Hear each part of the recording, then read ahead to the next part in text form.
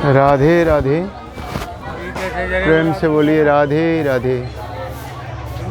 बोलिए वृंदावन बिहारी लाल की जय। आप सभी भक्तों को श्री धाम वृंदावन के इस वृंदावन दर्शन चैनल में आपका हार्दिक स्वागत है। और इस समय हम खड़े हैं, ये राधा कुंड का मुख्य द्वार है। राधा कुंड के मुख्य द्वार पर हम खड़े हैं। आज आपको राधा कुंड का प्रताप और राधा कुंड की महिमा लेकर के हम श्री धाम वृंदावन, इस वृंदावन दर्शन चैनल में मैं मुरली वाले घनश्याम जी आपको अवगत करा रहा हूँ। अभी अंदर चलते हैं, आपको दर्शन करवाते हैं सभी भक्तों को। ये यहाँ से देखिए। और अब हम राधा कुंड के दर्शन आप सभी को करवा रहे हैं। बोलिए राधा रानी की जय। ये है राधा कुंड और परिक्रमा गिरिराज जी की सप्तकोशीय परिक्रमा में ये राधा कुंड पड़ता है। इस राधा कुंड में सभी माताएं और सभी भक्त यहाँ स्नान करके संकल्प करते हैं। राधा रानी उनकी कुछ ही दिनों में मनोकामनाओं को पूर्ण करती हैं। कार्तिक कृष्ण पक्ष की अष्टमी जिसे कहते हैं अहोई अष्टमी, अहोई अष्टमी पर यहाँ भयंकर भीड़ होती है। पूरे भारतवर्ष से इस राधा कुंड में स्नान करने के लिए पधारते हैं। और इस राधा कुंड की मान्यता है कि जो माता बहनों के, जिन भक्तों के संतान प्राप्ति नहीं हो पाती है, पुत्र प्राप्ति की कामना को लेकर के यहाँ संकल्प किया जाता है। तो ये राधा कुंड का प्रताप है। और आइए, यहीं पर एक भैया हैं, उनसे हम जानते हैं कि इसका राधा कुंड का नाम राधा कुंड कैसे पड़ा और क्या यहाँ का प्रताप है। और आप सभी दर्शन कर लीजिए। ये देखिए, यहाँ सभी माताएं संकल्प करवा रहे हैं, पूजन करवा रहे हैं और इधर पूजन हो रहा है। तो ये यहाँ का प्रताप है। आइए, अभी हम जानते हैं। आइए, अभी बताते हैं।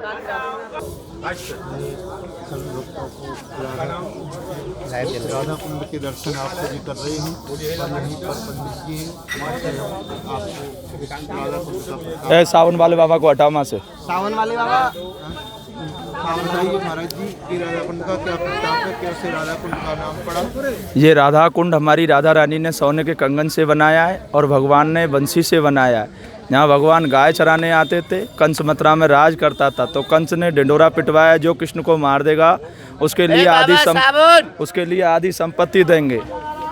तो अरिष्टासुर राक्षस कंस के भेजने से बछड़े का रूप धारण करके यहाँ आया, भगवान की 9 लाख गायों में मिल गया और भगवान की गायों को मारने लगा।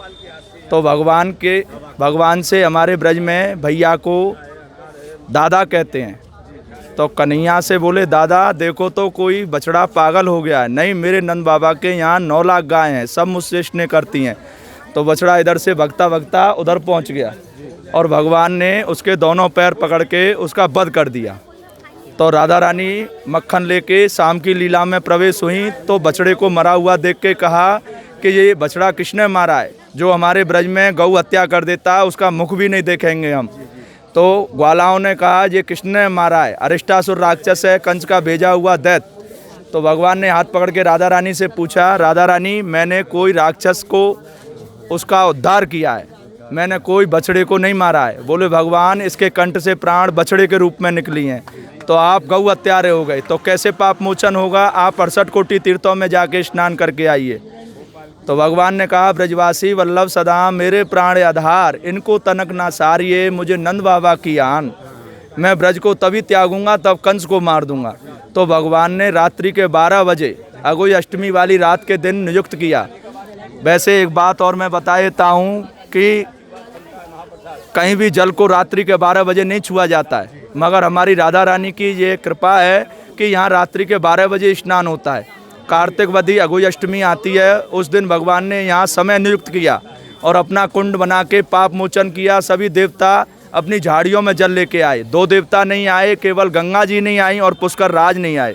तो पुष्कर राज ने कहा कि ये ग्वाला है, मैं राजा हूँ देवताओं का, मैं नहीं जाऊँगा। तो भगवान ने नया पुष्कर बना के अपने 68 कोटि तीर्थों को पूरा किया। और गंगा जी नहीं आई तो गंगा जी को भगवान से हाथ जोड़ के खड़ी हो गई, भगवान वृंदावन में मेरी छोटी बहन जमुना जी बहती है, मैं उसको उलांग के नहीं आऊँगी, उलांग के आऊँगी तो मुझे दोष लगेगा, तो क्या करना चाहिए। तो भगवान ने मन से प्रकट मानसी गंगा गोवर्धन में की। और अघोई अष्टमी वाली रात के दिन यहाँ 68 कोटि तीर्थों का पाप मोचन करवा के भगवान को हुआ। फिर राधा रानी ने अपने कंगन से कुंड बना के अपना कुंड बनाया। और तब राधा रानी से भगवान ने पूछा कि आपके जल में कोई स्नान मंत्र करेगा तो क्या आपको फल प्राप्ति देंगी। भगवान कभी संतान की कमी नहीं आने दूंगी और उसको सदा सुहागन रखूंगी।